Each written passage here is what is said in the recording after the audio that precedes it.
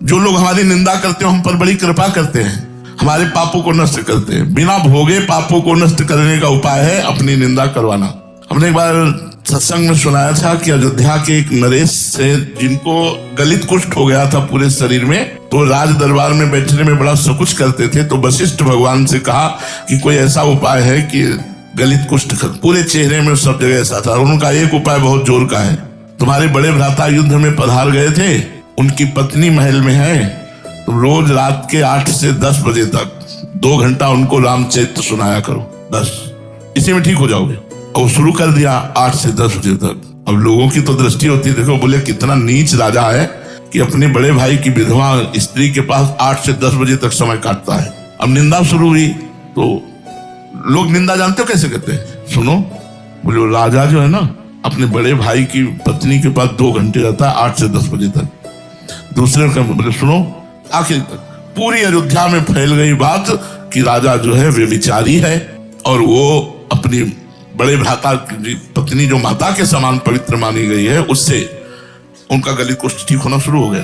अब राज कर्मचारी बड़े बड़े पदाधिकारी सब सभा में बैठे और राजा से निंदा की कि आपको ऐसा उचित नहीं है, तो सब ठीक हो गया, केवल नाक में गलित कुष्ठ रह गया। वशिष्ठ जी से आप जिया नहीं जाता है। बोले क्यों?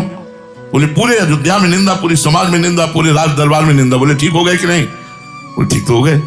बोले इसी निंदा ने तुम्हारे सारे पाप काट दिए। बोले अच्छा महाराज, बड़ी खुशी हुई। बोले महाराज ये नाक, बोले नाक वशिष्ठ के हिस्से की है और वशिष्ठ जानता है कि तुम रामचरित्र सुनाने जाते हो, वहां गलत आचरण करने नहीं जाते, इसलिए ये नाक का तो तुम्हें बना ही रहेगा। नाक से अगर हम तुम्हारी निंदा करें तो तुम्हारी नाक ठीक हो जाएगी। और हम जानते हैं तुम निंदनी नहीं बंदनी हो, तुम भगवान के पावन चरित्र को 2 घंटे सुनाते हो जाकर और अपनी भाभी को प्रणाम करके आते हो, इसलिए मेरी आज्ञा थी, मेरे को पता है, तो मैं निंदा नहीं करूंगा।